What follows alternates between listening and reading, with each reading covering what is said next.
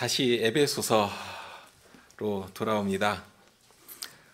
오늘 살필 말씀은 에베소서 6장입니다. 6장 10절로 13절 말씀을 먼저 낭독하겠습니다. 종말로 너희가 주 안에서와 그 힘의 능력으로 강건하여지고 마귀의 괴계를 능히 대적하기 위하여 하나님의 전신 갑주를 입으라. 우리의 씨름은 혈과 육에 대한 것이 아니요 정사와 권세와 이 어둠의 세상 주관자들과 하늘에 있는 악의 영들에게 대함이라. 그러므로 하나님의 전신 갑주를 취하라. 이는 악한 날에 너희가 능히 대적하고 모든 일을 행한 후에 서기 위함이라.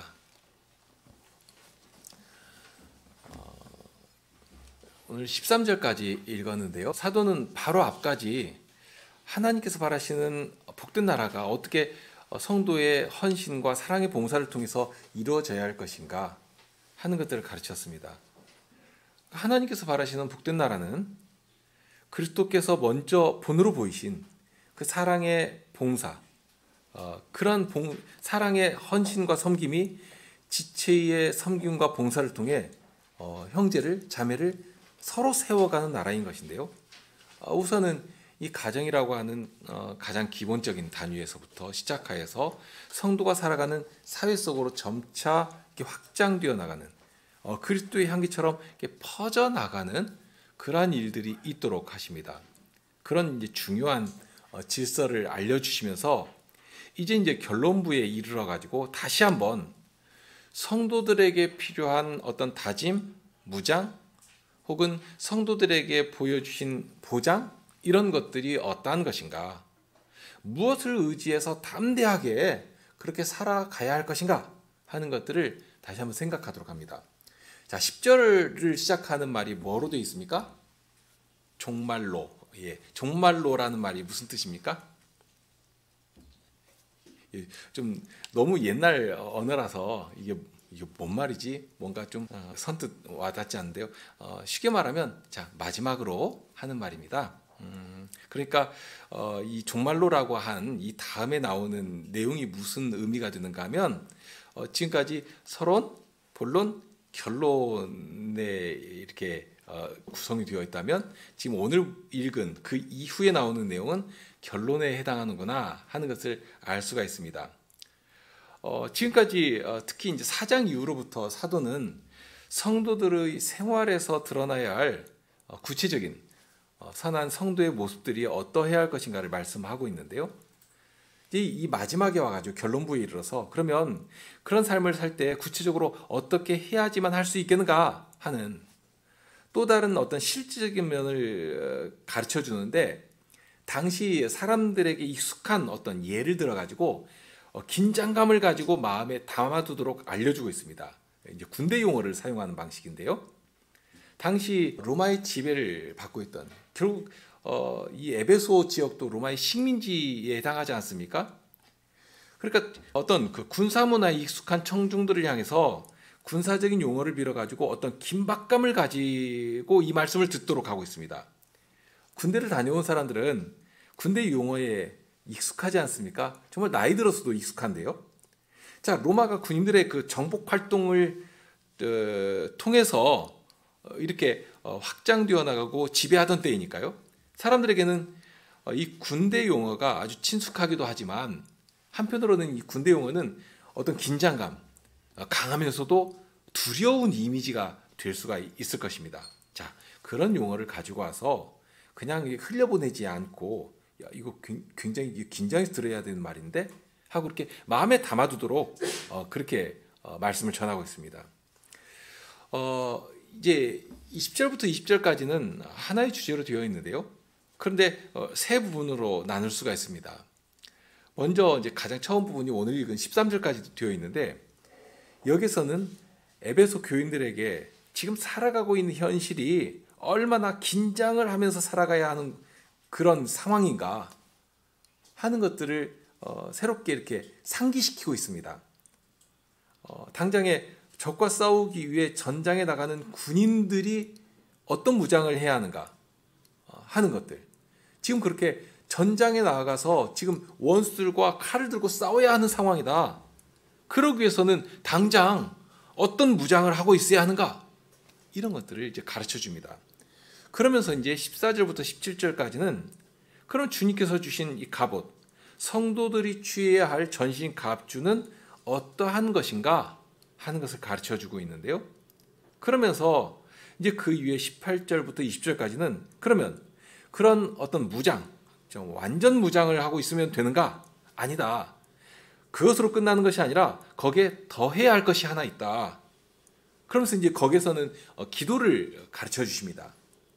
성신 안에서 기도하는데 더불어서 사도를 위해서 기도해 줄 것을 당부하고 있습니다. 그러니까 처음부터 아주 긴장된 용어를 사용해 가지고 야 이거 긴장해서 들어야 될 말씀이다 하고 그렇게 듣는 것입니다. 적의 칼이 언제 내 목을 치거나 팔다리를 잘라낼지 모르는 그런 전장으로 지금 나가는 것 아닙니까? 그러니 얼마나 긴장을 하고 철저하게 준비해야 할 것인가? 그냥 끈도 단단히 묶고 신발끈도 아주 꽉 조여매고 그렇게 긴장하면서 이 말씀을 드려야 할 것이다 하는 것입니다. 자, 그러면 하나씩 생각해 보겠습니다. 10절인데요. 정말로 너희가 주 안에서와 그 힘의 능력으로 강건해지고 좀 풀어서 말씀드리면 이렇게 할 수 있죠. 자, 이제 너희들에게 마지막으로 말하는데 너희는 주 안에서 그리고 그의 힘의 능력으로 강하게 되어라 하고 말씀하십니다.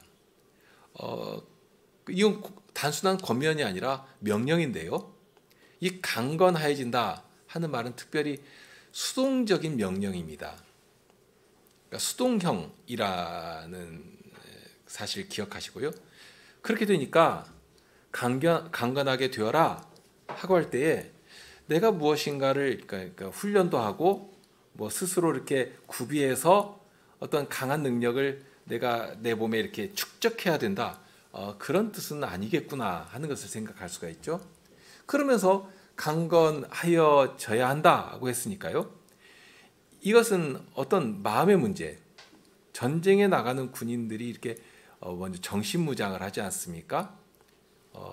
그걸 군기라고도 말하는데요. 정신무장을 하고 그런데 여기 강건해진다라고 하는 말은 그런 정도의 말씀은 아닙니다. 실제적인 능력을 구비하는 것을 말합니다. 아무리 현대전에서 정신력이 막 하늘을 찌를 듯이 높다고 해도 현대전에서는 최첨단 무기 앞에서는 아무 힘을 발휘하지 못하거든요. 중요한 것은 그만한 능력이 구비되어 있는가 하는 점입니다. 그래서 그거 준비해야 된다는 것입니다. 능력이 있어야 합니다. 자, 여기 강건하다는 것. 그러면서 주 안에서 그 힘의 능력으로 강건해져야 한다 하고 했는데요. 그러니까 적들이 볼 때 우리 마음에서부터 전의가 불타오르고 더구나 훈련을 잘 해가지고 아주 몸도 그냥 탄력 있고 다부지고 그런 민첩한 신체를 가졌는데 거기에 더해가지고 아주 탁월한 그러니까 원수를 적을 그냥 제압할 수 있는 탁월한 무기를 탁 들고 전진해 가면 벌써 싸우기도 전에 전의를 상실하고 그 유용에 압도당할 수밖에 없지 않겠습니까? 자, 여기서 말하는 강건함이라고 하는 것은 바로 그런 강건함을 의미합니다. 에베소 교인들이 살아가던 사회는 그리 호락호락한 곳은 아니었습니다. 아시듯이 사회 전체가 아데미의 미신과 우상이 정말 가득한 곳이었거든요. 그런 사회에서 기독인으로 살아간다는 것은 굉장히 외롭고 위험을 감수해야만 하는 그런 사회였습니다. 일단 적은 숫자니까 소수니까 누가 상대도 안 해줍니다. 그리고 또 어떤 어려움이 발생하면 저 기독교인 때문에 그런 일이 발생한다 하면 막 단체로 달려들어가 가지고 때리고 죽여도 저항할 힘이 없습니다. 더구나 그러면 기독인인 것을 숨기고 숨어서 믿는다고 해도 도처에 이규적이고 미신적인 정서가 가득하니까 남들과 다르면 눈에 튀지 않습니까? 그러면 남들 사는 식으로 살아버리면 금세 이교도들이나 다를 것이 없는 우상숭배의 자리로 그냥 빠져들어가는 것입니다. 더 두려운 것이 있죠. 나는 어떻게라도 믿음 지키고 산다고 하겠지만 우리 자손들은 어떻게 됩니까? 이런 것이 과거의 문제가 아니고 지금 우리가 처한 그런 현실 아닙니까? 자, 문제는 거기에서 멈추지 않습니다. 그 다음 것이 더 큰데요. 자, 알았습니다. 이렇게 무장해야 된다. 강건해져야 한다. 하고 알겠는데 그러면 어떻게 해야 강건해지겠는가 하는 것입니다. 내가 정신 바짝 차린다고 되는 것인가? 그런데 사도는 실은 그 방법까지라도 이 말씀 안에 담아놓고 있거든요. 방법이 무엇인가 하면 바로 그 앞에 나오는 말씀입니다. 그의 힘의 능력으로 하는 말입니다. 여기 그가 누구겠습니까? 바로 앞에 주 안에서라고 했으니까 여기 그는 우리 주님이신 예수 그리스도를 가리킵니다. 앞에서 사도는 주님께 구한 바가 있습니다. 1장 19절을 보면 그의 힘의 강력으로 역사하심을 따라 믿는 우리에게 베푸신 능력의 지극히 크심이 어떤 것을 너희로 알게 하시기를 구하노라 하였고요. 또 3장 16절에도 보면 그 영광의 풍성을 따라 그의 성신으로 말미암아 너희 속사람을 능력으로 강건하게 하옵시며 하는 그런 기도도 올렸습니다. 사도는 하나님께 이렇게 기도할 뿐만이 아니라 하나님께서 과연 우리의 기도를 들어주시고 이 세상 권세를 멸하여 가시는 구원의 능력을 어떻게 이 교회를 통해서 나타내고 계시는가, 나타내기를 원하시는 것인가 하는 것을 이제까지 가르쳤습니다. 바로 그 힘의 능력으로 교회인 우리를 강력하게 해가시는 것입니다. 그리스도께서 교회의 지체로 자신을 드리며 헌신하는 주의 백성들을 당신의 영광을 위해서 강하게 붙드시고 사용해 가시는 것입니다. 이렇게 주님의 은혜 가운데서 강하게 된 자들이 비로소 마귀의 괴계를 대적할 수 있고 정사와 권세와 이 어둠의 세상 주관자들과 하늘에 있는 악의 영들을 향해 싸울 수 있게 되는 것입니다. 여기서 사도는 복수 인칭을 사용하고 있는데요. 이 점도 우리가 주의해서 봐야 합니다. 앞에서 사도는 적절하게 단수 인칭 명사, 복수 인칭 명사를 사용해서 교회를 그리고 교회의 지체인 개인을 이렇게 구분해서 생각하도록 하고 있는데요.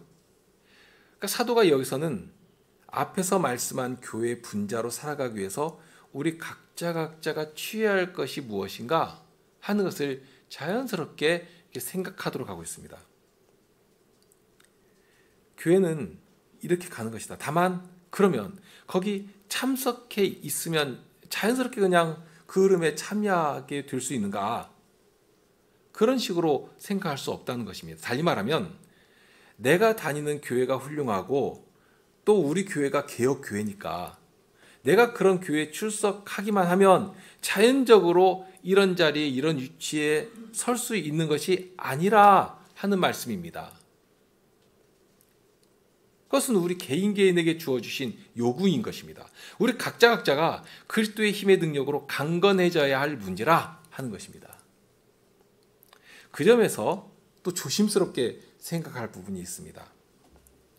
강건하여져라 하고 명령하고 있고 그런데 이것이 그리스도께서 힘을 주셔야 한다고 했습니다. 이게 수동적이라고 했으니까요. 그러면 자칫 우리는 그 일을 핑계 삼아서 자기의 게으름이나 그 어떤 그 나태함을 그냥 합리화시키기가 참 쉽거든요. 나는 아무 힘도 없고 그저 그리스도께서 다 해주셔야 된다. 이렇게 방만하게 물러서기가 쉽다는 것입니다. 나는 해도 안 되고 그저 모든 책임을 그리스도께 넘겨버리는 그렇게 자기 게으름이나 불충한 태도를 합리화해버리는 것입니다. 그러나 사도는 분명 여기 강건하여지라 하고 성도들에게 명령하고 있거든요. 그리스도께서 힘을 주시는 것이지만 그러나 강건해져야 하는 자들은 이 교회의 회중들인 우리입니다.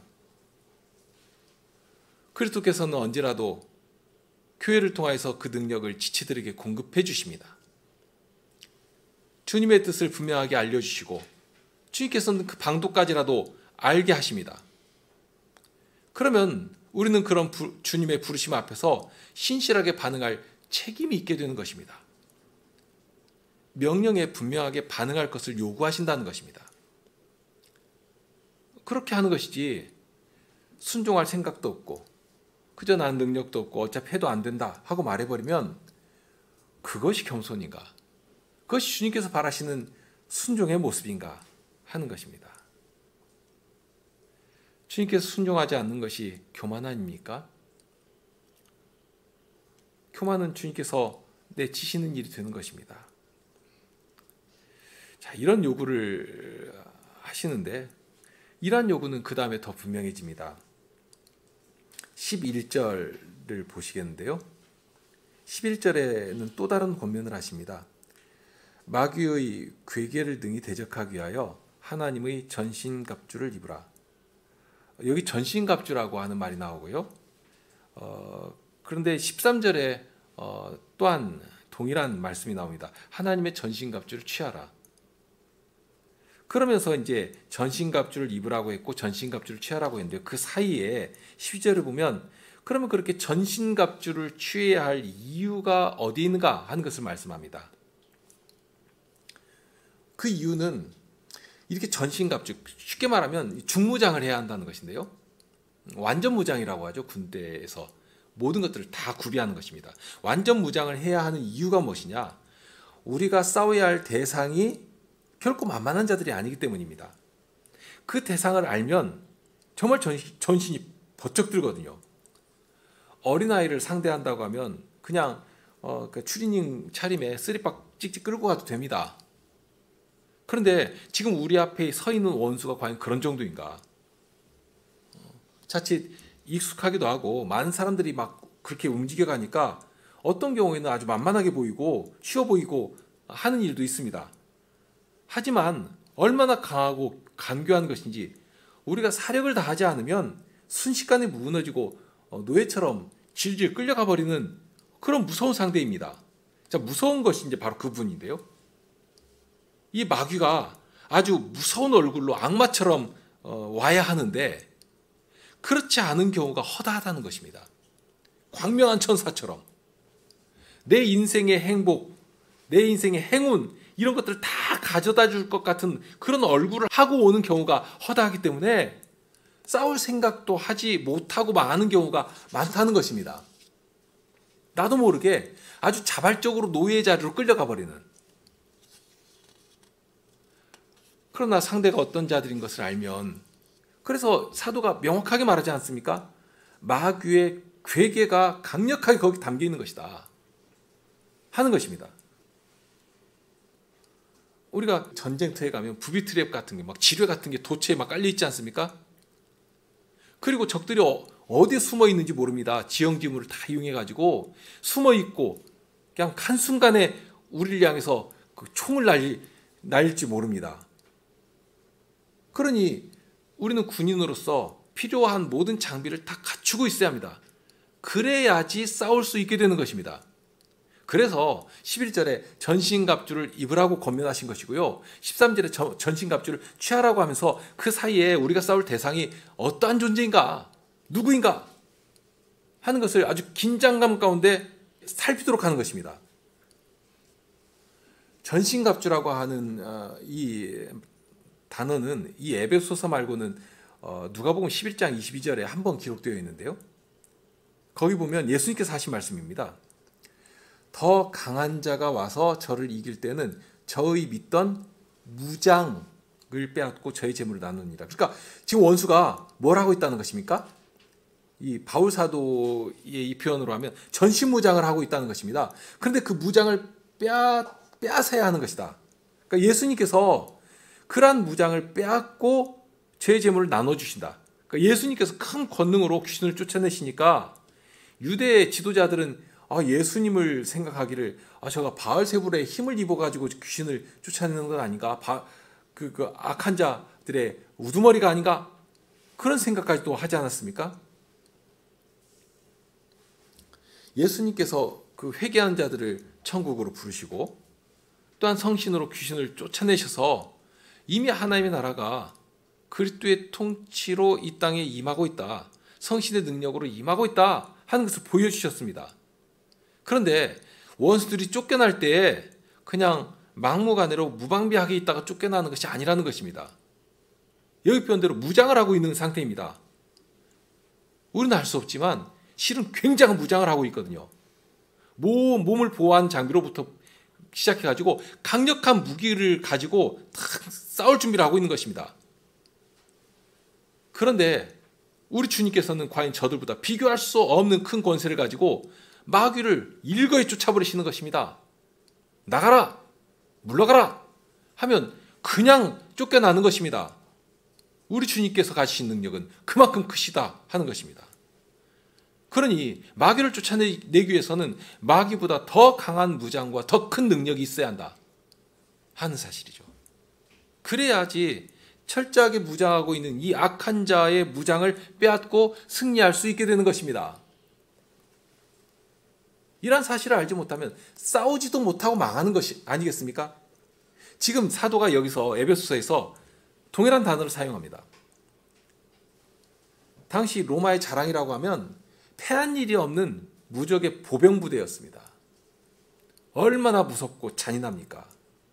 그리고 여기 전신갑주라고 하면 그런 보병이 중무장하여서 갖춘 전투장비 일체를 가리킵니다.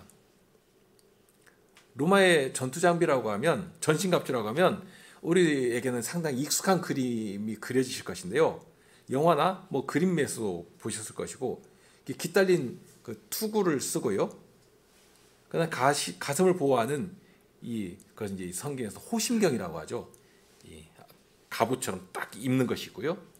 그리고 적의 무기를 막아내는 방패가 있습니다. 그리고 무기로는 칼을 쓰고 단창을 쓰죠. 이렇게 갖추게 됩니다.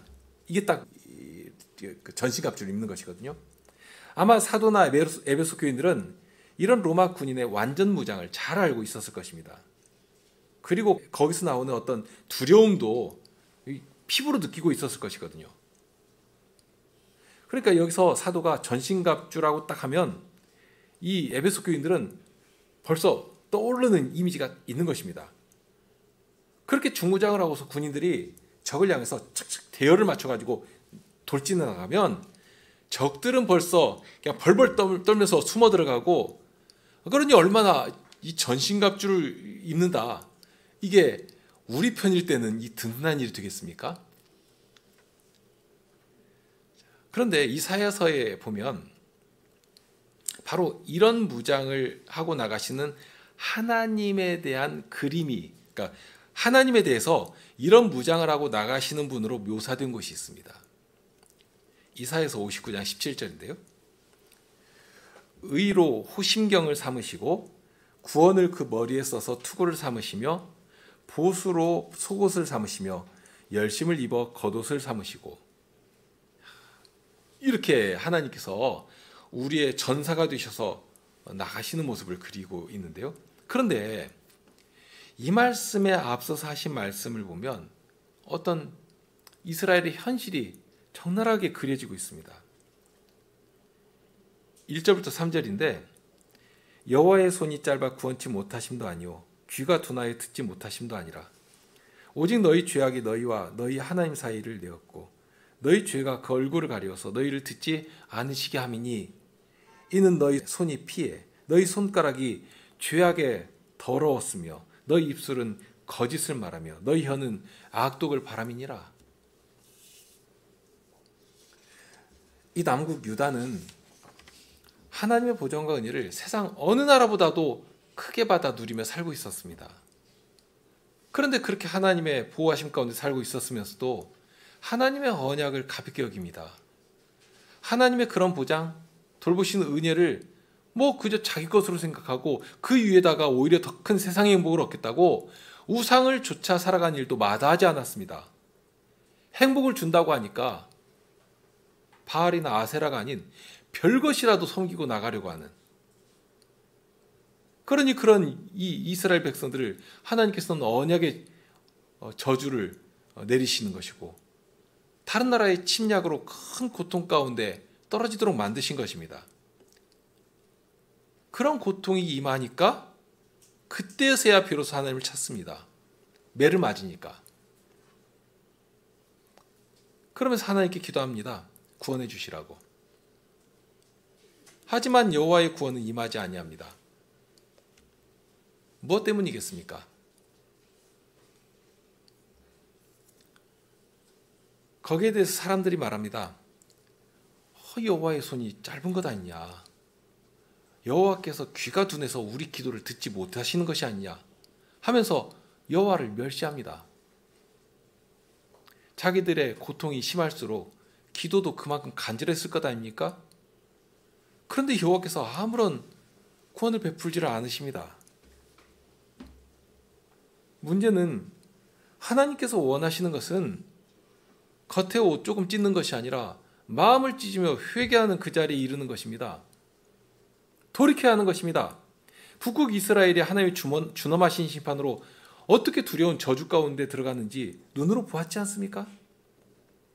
아수르에 의해서 완전히 도륙당해 버리거든요. 그러면서 자기들에게 임한 하나님의 심판 앞에서 참 두려움을 가지고 낮아지고 엎드려서 마음을 찢으며 회개해야 하는데 실은 하나님께서 그거 기다리시는 것이거든요. 그런데 당장 임한 그 어려움, 이거 왜 안 걷어주시는가? 왜 우리를 구원해 주시지를 않는가? 하고 오히려 원망이 터져 나오는 것입니다. 그런 유다를 향해 하나님께서는 저들의 죄악을 지적하십니다. 죄를 지적하셔서 당신께로 돌아오기를 바라시는 것입니다. 정말 그렇지 않습니까? 너희가 돌아오려거든 내게로 돌아오라 하는 그 말씀을 선지자를 통해서 얼마나 간곡하게 정말 사랑하는 사람을 부르시는 그 애절한 심정으로 저들을 부르십니까? 그렇게 저들을 끝까지 버리지 아니하시고 아버지와 같은 심정으로 기다리고 계시는 것입니다. 그런데 그런 부르심, 선지자를 통해서 부르시는 그 부르심을 들으면서도 이들이 돌이키질 않았습니다. 전심으로 여호와를 바라보질 않았습니다. 그러니 저들을 그 상태 그대로 두시면, 저들이 행한 대로 다 갚아버리시면 어떻게 되겠습니까?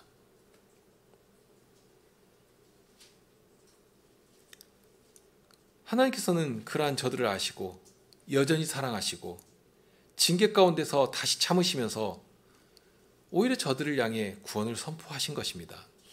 구원을 선포하시는 이유는 저희들이 회개하고 의로운 길로 돌이켰기 때문이 아닙니다. 오로지 거기 움직이는 것은 하나님의 자비하신 사랑입니다. 다윗과 맺으신 언약 때문에 그 언약을 기억하시고 저들의 구원이 되겠다 하고 다시 약속해 주시는 것입니다. 그렇게 구원을 선포하시면서 지금 59장 말씀을 하시는 것입니다. 전사로서 저들 대신하여 원수를 대항하여 싸우실 것을 말씀하십니다. 59장 17절의 말씀이 그것 아닙니까? 의로 호심경을 삼으며 가슴을 보호하는 보호대죠. 구원을 그 머리에 써서 투구를 삼으십니다. 그리고 보수로, 그러니까 원수 갚으시는 것으로 속옷을 입으시고 열심으로 겉옷을 삼으실 것입니다. 시편 110편에서 볼 수 있는 것처럼 열방을 심판하여 가시며 쳐서 승리하는 전사와 같이 여호와께서 당신의 백성들을 위해서 친히 앞서 원수를 치시며 앞서 나가시는 것입니다. 여호와께서 우리를 위해 싸우시겠다 하신 이 약속은 과연 그리스도로 말미암아 본격적으로 시작되지 않았습니까? 저들 마귀와 원수는 십자가의 예수 그리스도를 달아 세상의 조롱거리로 만들고 하나님의 저주거리가 되도록 하였습니다. 그런데 그런 수치를 아버지 하나님께서는 일거에 바꿔버리십니다. 원수의 가장 강력한 무기인 죽음. 저들은 십자가에 예수님을 달아서 죽이면 끝날 것으로 알았습니다. 그런데 오히려 우리 주님께서는 십자가의 죽음을 통해 구원을 완성하십니다. 온전한 순종으로 당신을 의의 제사로 다 드리시고 당신의 의로우심을 나타내시며 죽음을 이기시고 부활하십니다. 부활하신 일은 그리스도께서 과연 의로우시다 하는 증거가 되지 않았습니까? 우리의 의가 되시려고 부활하신 것이고 또한 하늘에 오르셔서 땅에 말씀과 성신의 다스림을 받는 교회를 세우신 것입니다. 사망의 문을 부수시고 부활하신 그리스도께서 주의 백성들을 위하여 원수를 치시는데 이 땅에 있는 교회를 통하여 그 일을 오늘도 해 가시는 것입니다. 그리스도께서 이렇게 앞서 가시는 우리의 장수가 되어 주시니 우리 앞서 가시며 원수를 치시니 주님의 몸인 교회의 지체가 된 우리들이 전에는 우리가 다 저들의 종 아니었습니까? 꼼짝도 못하고 정말 무서워서 질질 끌려다니고 하던. 그런데 이제는 하나님의 손에 들린 의의 병기가 되어서 그리스도의 승리를 이루어내는 그러한 성도로 이 땅을 살아갈 수 있게 되는 것입니다. 이처럼 큰 승리가 어디에서 나오는 것인가? 그러니까 그리스도만 승리하시는 것이 아닙니다. 그리스도의 교회가 승리를 얻고 그 안의 지체들이 그 승리에 동참하도록 해주십니다. 이 승리는 오로지 주님의 것입니다. 골로새서 2장 15절에 보면 정사와 권세를 벗어버려 밝히 드러내시고 십자가로 승리하셨느니라, 승리하셨다 하고 알려주셨습니다. 이미 승리하신 것입니다. 마치 6.25 동란 때 인천 상륙작전을 펴서 결정적인 승리를 이루지 않았습니까? 세계 2차 대전 때에도 노르망디 상륙작전으로 인해서 확정지은 것처럼 우리 주님께서 이미 결정적인 승리를 얻으신 것입니다. 승리는 확정되었습니다. 다만 그렇다고 해서 전쟁이 완전히 끝난 것은 아닙니다. 이 땅 여기저기에서 소소한 전투가 여전히 진행되고 있습니다. 그럴지라도 그 싸움까지라도 주께서 친히 말씀과 성신으로 함께 하시면서 주님을 따르는 성도들의 행보들 앞에 원수들이 굴복하여 엎드리도록, 그것이 바로 교회의 권세입니다. 굴복하여 엎드리도록 성도들을 붙잡아 사용하기를 기뻐하시는 것입니다. 주님의 승리이지만, 그리고 교회의 승리이지만 그 승리를 우리의 것으로 인정하시고 잘하였다, 충성된 종아 하고 칭찬해 주시는 것입니다. 바로 이런 승리를 우리에게 주시려고 우리를 부르시는 것인데, 그러니 이런 부르심을 들었을 때 여기 우리는 강해져야 한다 하는 것입니다. 그러면서 알려주신 것이 이 전신갑주를 입는 것입니다. 이 전신갑주를 입고 완전 무장을 하고 주님께서 분부하시는 그 자를 향해 가면이 나를 들이며 나가는, 그렇게 뛰어들어가서 적들을 파하며 원수를 치는 그 전투에 참여하여 우리 손으로 거두게 하신 그 승리를 그리스도, 우리의 왕이신 그리스도께 드려야 하는 것입니다. 우리가 싸우는 대상은 일개 사람이 아닙니다. 11절에 보면 마귀의 괴계를 능히 대적하기 위하여 전신갑주를 입으라고 했는데요. 여기 마귀라고 하는 이 말은 디아볼로스입니다. 디아볼로스라고 하는 말 익숙하죠? 이 마귀는 처음부터 범죄한 자이고 처음부터 살인한 자입니다. 또 거짓의 아비입니다. 요한 사도는 온 천하를 속이는 자 사탄이라고 했습니다. 그리고 이 마귀는 자기를 광명한 천사인 것처럼 속이고 성도들을 아주 거짓으로 이끌고 나가는데 능수능한 한 자입니다. 괴계라는 말이 앞에 4장 14절에서도 나왔는데요. 거기에서는 거짓 가르침으로 성도들을 유혹하고 속여서 하나님을 배역하게 만드는 그런 거짓 교사들의 속임수를 가리킵니다. 그리스도의 교회를 이루도록 주께서 주신 여러 은사와 성도의 봉사, 특별히 성도의 유익을 위에서 주신 신령한 복을 마치 그보다 더 좋은 것이 있는 속에서 다른 것으로 바꿔버리는 것입니다. 그런 괴계에 넘어가지 않기 위해서는 전신갑주를 입어야 합니다. 그러니 이것은 적당히 타협할 문제는 아닙니다. 자칫 중무장하고 있지 않아서 적의 무기에 맞기라도 하면 정말 피를 토하고 쓰러지는 이 죽고 사는 문제에 해당하는 것입니다. 만일 우리가 육신이 사고를 당해가지고 팔다리라도 끊어지는 문제라고 하면 아마 굉장히 긴장을 하고서 뭘 할 것입니다. 그런데 그보다 더 중요한 이 문제, 주님의 말씀에 둔하여지니까 정작 두려운 일에 대해서는 아무런 감각 없이 그냥 무덤덤하게 넘겨버린 그런 일들이 많지 않습니까? 그런 것이 벌써 마귀의 괴계에, 마귀가 쳐놓은 그런 여러 가지 다양한 올무에 걸려 들어간 증거라 볼 수 있는 것입니다. 그렇게 되지 않기 위해서는 우리가 전신갑주를 입어야 합니다. 그러기에 우리가 싸워야 할 대상이 누구인가를 12절에 알려주고 있습니다.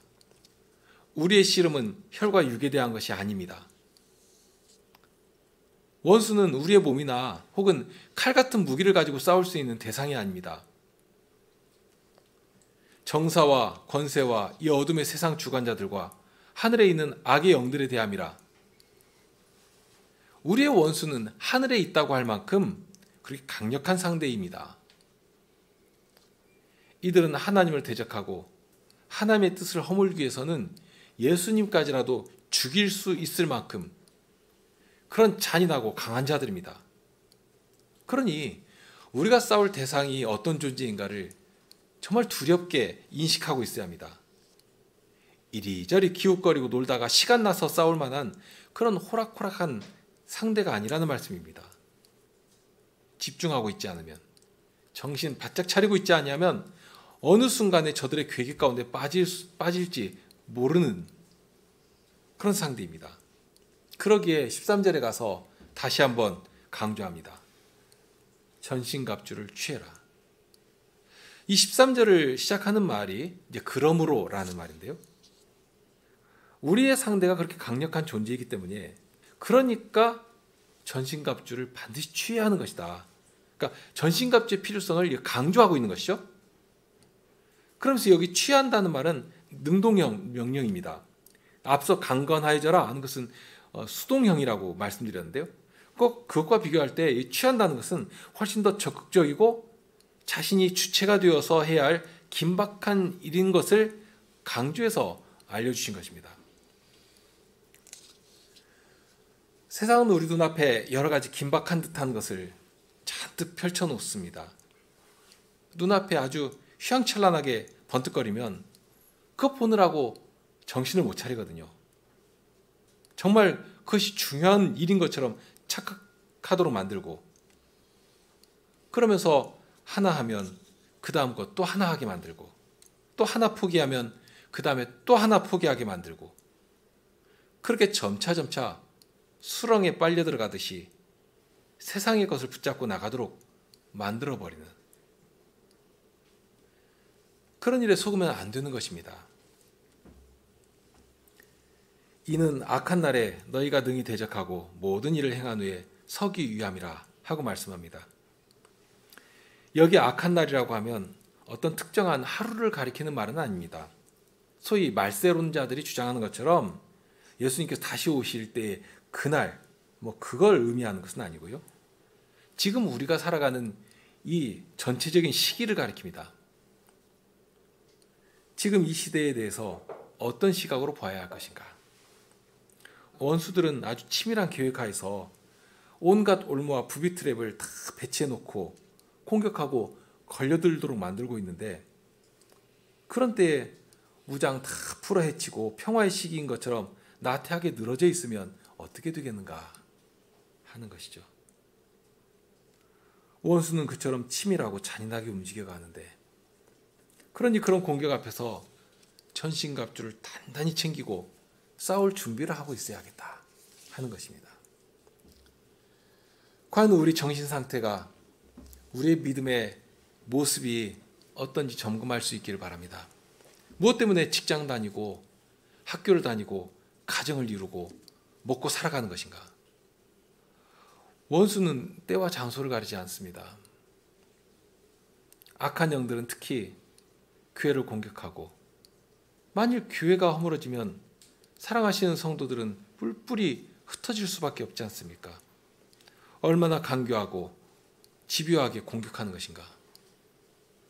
정말 두렵도록 경계하고 있어야 합니다.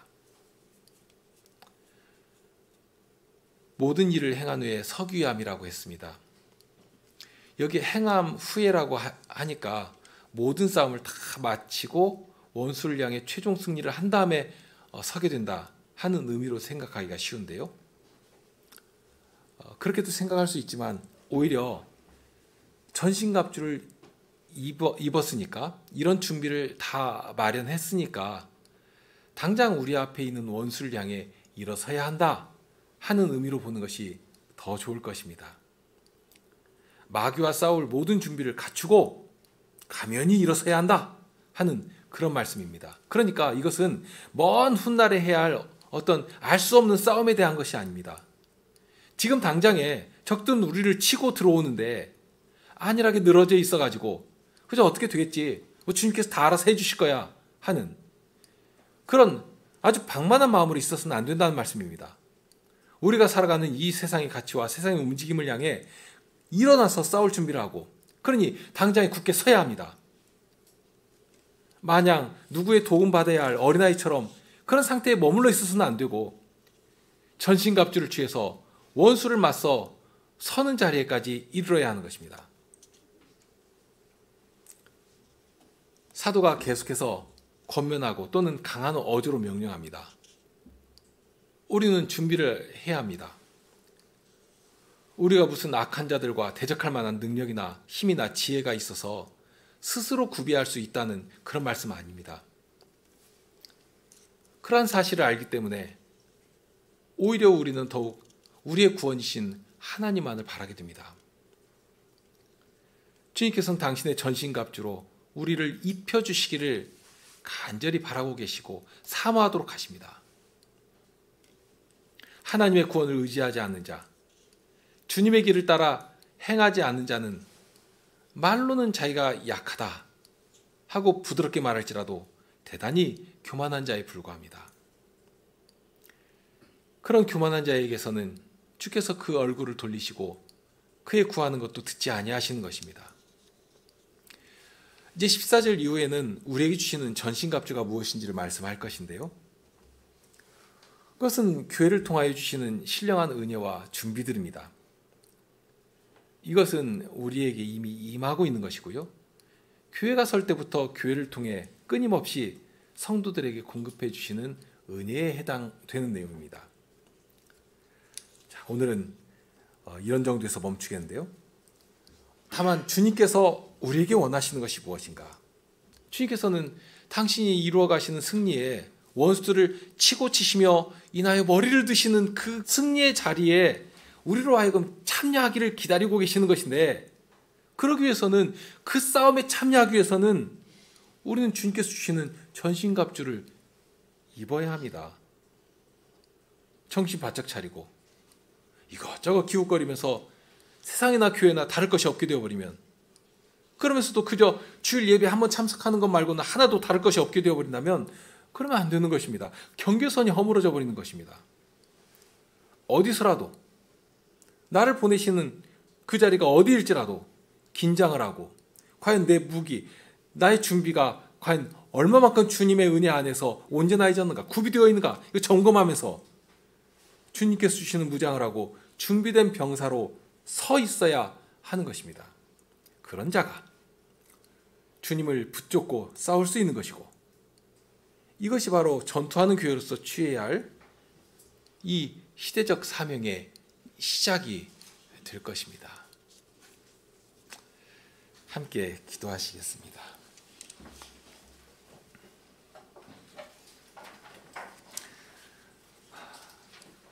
저희가 살아가는 이 시대 가운데 주님께서는 하나님 나라의 백성으로, 주님을 따르는 주님의 군병으로 세상을 쳐서 파하시는 그리스도의 승리를 주님의 몸인 이 교회를 통해 나타내기를 바라시는 것이고, 그러니 저희가 싸워야 할 대상이 어떠한 자인 것을 이 말씀을 통해서 다시 한번 생각하게 하십니다.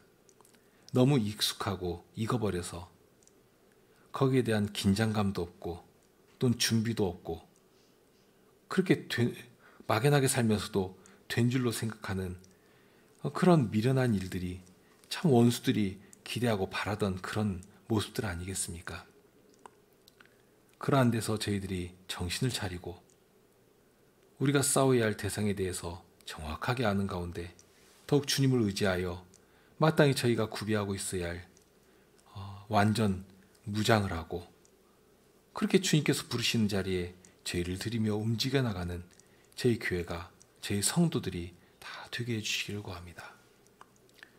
그럴 때 저희들은 아주 무능력하고 아무 힘도 없는 자들이지만 그러나 주님께서는 저희의 힘과 능력이 되십니다. 저희의 방패와 저희의 산성이 되어주심을 저희들의 삶 속에서 나타내시고 그리하여 주님의 구원을 감사하며 찬송하는 저희들이 되게 하여 주시옵소서.